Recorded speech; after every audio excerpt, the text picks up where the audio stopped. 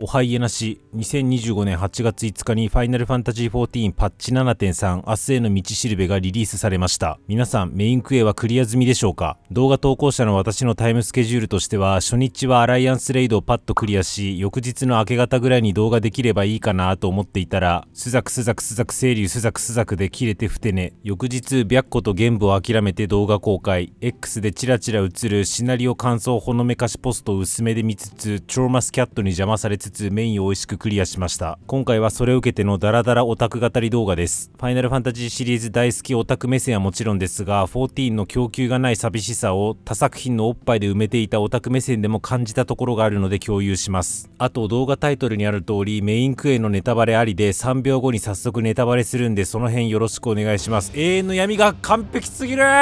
いきなり点の話を持ち出しちゃったんですが、正直こやつの5区の動画作ってる時も、いやもういいからシナリオの話してって思っちゃってたぐらいなので、まずはこいつから行かせてください。まず前提知識から共有なんですが、黄金のレガシーからゴリゴリオマージュされているファイナルファンタジー9、そのラスボスがこの永遠の闇です。原作でのビジュアルはこんな感じですね。で14の永遠の闇がこれです。いやデザイン神かよ。基本的に14は過去作から敵キャラを引っ張ってくるとき、変なアレンジを入れずに忠実に実装してくれる傾向にあります。サンドリアのカムラナートとエルドナーシュなんかもまんまでしたね。ちょい役に大御所声優使わない14がおそらく血の涙を流して高山みなみさん起用しててマジありがとうって感じました。で私は原作中こじらせてるので忠実に実装すること自体には好意的なんですけど、でもやっぱ起きっちゃ起きでもあるわけでと思っていたら、永遠の闇のリングの部分をレギュレーターに見立てたこのデザイン、マジで神がかってますね。万神だけに。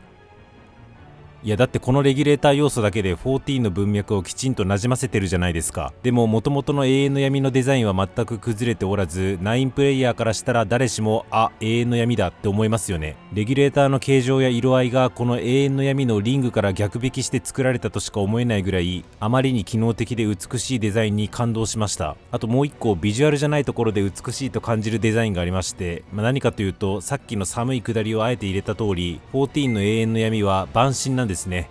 これ完璧ですね。完璧です。9のプレイヤーの方には言わずもがなでしょうけど、何が完璧かをお伝えするためには FF シリーズにおける召喚獣の位置づけについてお話ししなくちゃいけなくて、そもそも今当たり前に使われている召喚獣、ワードとしてはクレセントアイルのモチーフになっている5が初出なんですね。いや4じゃねって思う人いるかもですが、4は召喚獣ではなく幻獣です。ただ召喚獣初出の5では全然召喚獣とは何かとか言及されてなくて、個人的には8で初めて設定がついた印象。ガーディアンフォースと呼ばれるある特定の力場に存在するエネルギー体が8の召喚獣ですね。作品飛んで例えば12だと召喚獣はある不滅の種族が作った13体の闇の異形者だったりします。要は召喚獣ってシリーズによって全然位置づけが違うわけですね。じゃあ今回のオマージュ元である9の召喚獣とはどういう存在なのかというと、これはメインシナリオでは語られず、ある召喚師一族の村のサブイベントで初めてわかる話なんですが、召喚獣はクリスタルに蓄積された記憶、要は人の思いが具現化した高エネルギー体という位置づけになっています。で急に話飛ぶんですが、9ってラストダンジョンに唐突に大量のクリスタルが現れるんですね。でそこでクジャという準ラスボスみたいな悪いやつがいるんですが、彼は人の手によって作られていて、しかもその創造主から命の期限が決められており、自分の寿命が残りわずかだったと分かるや否や、死への恐怖から自暴自棄になって星ぶっ壊したろって気持ちになり、主人公と対峙することになります。で主人公たちがクジャを倒すと、クジャがやけくそにアルテマをぶっ破して、なんかよくわからんけど急に永遠の闇が出てきて、急にラスボスとして戦うことになります。あまりにポットで過ぎて、そのいでたちから当時はペプシマンって揶揄されてたんですけど、さっき話してた通り召喚獣のサブイベントこなしてると永遠の闇の正体が推察できるようになっていて、クジェが抱えている死への恐怖心がその辺にたくさんあったクリスタルの力も借りてうっかり呼び寄せちゃった召喚獣なんじゃないかと言われています。で14プレイヤーである非化戦の皆さんはもう察しがつくかと思いますが、これまんま万神ですよね。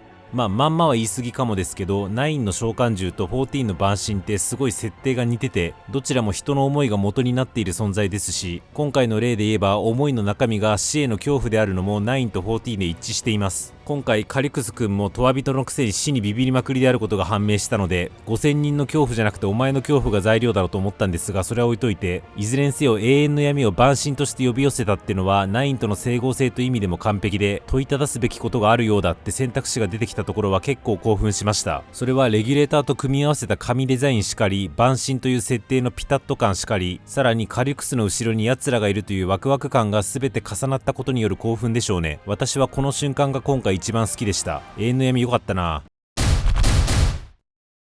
続いてパッチ 7.3 のメインシナリオ全般に対する私の感想です。一言で言うと、よっ職人お疲れ様でしたです。タオルウォーマーから熱いタオル取り出して郵送したい。先に言うと全部が全部良かったとは思っていません。例えば冒頭急に死んだ人いるじゃないですか。今から丁寧にテキストちゃんと全部読解して自分なりに考察して言語化するような楽しみ方をしている人の神経を逆なでする発言をするんですが、正直全然覚えてなかったんですよ。この人誰だっけって。申し訳ないけどこっち4ヶ月ぶりなんだメインシナリオって。だから急に同行クエで自分語りし始めた時に、メインキャラ殺せないからってモブキャラ殺すいつもの14始まったわぐらいにしか思わなかったんです。それと終盤ラマチが謎に血吹き出して、これはまさかミンフィリアパターンかからの驚異的回復力見せてきたシーン。ラマチに花を持たせる必要があったとはいえ、私はちょっと取ってつけた感を覚えました。そういう力技で畳みに行く感じも相まって、パッチ 7.3 のシナリオだけをもってシナリオゲーとしての14大復活と思うまでには至りませんでした。ただ結構これ言ってる人がいて、マジそれって共感したんですけど、プレイ時間 2,3 時間ぐらいのボリュームに収めなきゃいけなくて、パッチ 7.0 から 7.1 でとっちらかった要素を畳まなきゃいけなくて、さらにはパッチ 7.4 以降の新展開を予感させなきゃいけないっていう、今回絶クラスの縛りプレイが求められてたかと思うんですが、その縛りプレイを意識して評価するならこれ以上ないぐらい神がかった出来だと思っています。よく軌道修正図ってくれたって感じ。だからさっき職人って表現をしました。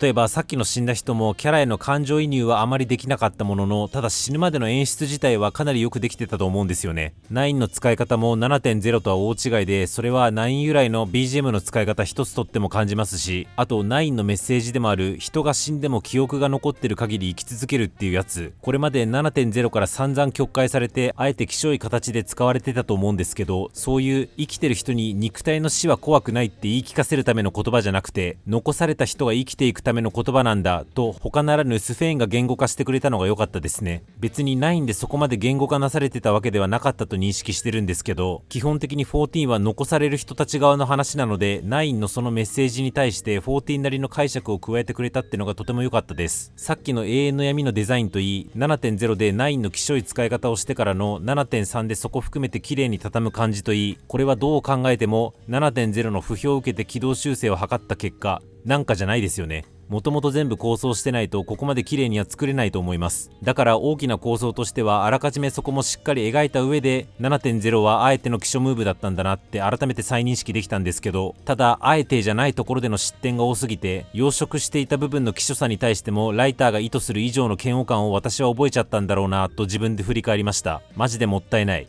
いや申し訳ない、過ぎたこと言ってもほんとしょうがないのでクソみたいなザレ言として聞き流してほしいんですが、 7.2、7.3 のシナリオが出せる人がいるって今回認識できてしまったからこそ 7.0 が荒れてゴーされたことへの感情が重くなりました。今だからなんですけど、制作時点でシナリオにすごい苦労してるって話を風の噂で複数聞いていて、もういいよ最悪秋休みでもよってざわざわしてたんですけど、やっぱそこ含めての話だったんじゃないかなと思います。全日本結果論委員会の立場で過ぎたことぐじぐじ言う人私自身が大嫌いなんで、ここは我ながら良くないなと思いながら今喋ってるんですけど、やっぱり痛手を負った要素だとは思うので、もう同じことしないでくれよって気持ちを込めて共有しました。なぜ14のシナリオに対し誰も頼んでないのに勝手にそんな入れ込んでるかというと、これは直近の私の経験にもよっています。これまでが FF シリーズオタクとしてのトークで、ここからが14の供給がない寂しさを他作品、名調なんですけれども、名調のおっぱいで埋めていたオタク目線でトークするんですけど、名調をプレイしていてやっぱり14の強みってシナリオなんだなって実感したんですよね。私はもともと14のバトルシステムが好きなので、14といえばシナリオよなって言ってる人といまいちシンクロしきれなかったんですけれども、その時よりはシナリオの重要性を理解できるようになってる気がします。いや名調もシナリオすごくいいんですよ。特に直近のバージョン 2.5 のシナリオはめちゃゃくちゃ良かったんで動画を別途1本作っちゃったぐらいです。おかげで中華芸、ソシャ芸に対する偏見は完全に消え失せたんですが、ただそれでも当面14にはかなわないんだろうなって思う要素がいくつかあって、この動画ではその筆頭だけ言うんですけど、長いタイムラインでのシナリオ体験です。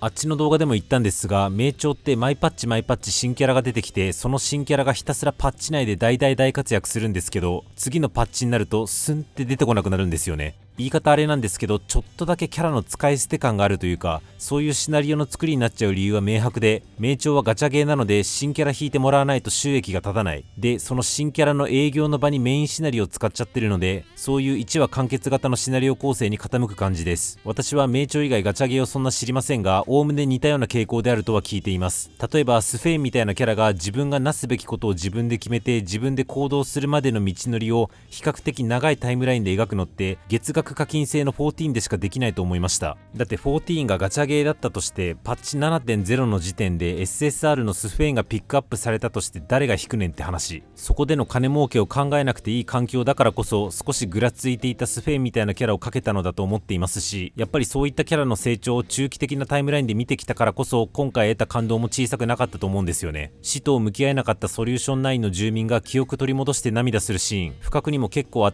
かい気持ちになっちゃったんですが、あれも 7.0 から積み重ねてきたものあっての感情だよなと思いました。あとグラフィックについても思うことがあって、突然ですけど名調ってほんとグラフィックというか演出というかが最強で、1カットあたりのキャラクターのモーションから得られる情報量がとんでもないんですよ。それを知った今14の演出って強い制約下でなんとかやりくりしてるんだなっていうのが今回はより強く感じちゃったんですけど、でもさっき話したシーングラとか関係なく普通に感動しました。別にリッチなグラフィックって感動を得るための手段の一つかもしれないけど、でも必要条件ってわけじゃないんだなって今回よくわかりました。であれば札束で殴ってくる国外資本のゲームとも十分バトれるってことなんじゃないかなと。14の月額課金制ってもしかしたら旧時代のビジネスモデルかもしれないけど、でもそこから腰据えて楽しめるシナリオが生み出されるのであれば、皮肉にもそれは他社が模倣しにくいいわゆるコアなんちゃらになるよなと。だからそこはほんとおろそかにしないでくれ14、頼むぞって気持ちになったので、さっきシナリオに対してちょっと気持ち入った感じです。シナリオ読解について私が信頼している、自身も物書きをしているある方の所感として、今回のシナリオライター絶対に 7.0 の人とは違う、手慣れてるっていうか、どこまでに何を書き切るのかとか間違いなく自分の型を持ってる人で、とっとと畳むとこ畳んで自分のフィールドの物語を始めようとしてるって印象を受けたって言ってました。私がプレイした時はそこまで言語化はできませんでしたが、言われてみて私もとても腑に落ちました。私は誰が言ったより何を言った派なので、ライターが誰なのかっていうのは詮索しません。ただただ早く得意領域で暴れてくれって楽しみにしています。カリクスくんむごい最後迎えてくれ。私の感想は以上です。私が最も雑魚なのはイラストを描くことなんですが、その次に苦手なのがシナリオの読解です。なので自分の感想への自信みたいなものはゼロです。あと若干気になっているのが、9オタクとしては9の使い方うめえって思ったんですが、そうでない人からすれば少なくともそこで加点減点することはなく、そこで感情が揺れ得ないとなった時に今回のシナリオって少し淡白だったりするのかなとも想像しました。お話自体そんな長くないですし、畳に行った感もあるのでどうなんだろう。というわけで皆さんの感想かなり気になります。ポジティブでもネガティブでも良いので皆さんの感想をお聞かせください。以上です。言いなしららは限りある時間で面白ゲームを最大限楽しむためのチャンネルです。今後作成する動画もお見逃しのないようチャンネル登録高評価よろしくお願いします。動画化するまでもない日常オタク語りを X で、表には出しにくい話やチャンネル運営話をメンバーシップで語っていますので、そちらのフォローも何卒黄金のレガシー楽しみましょう。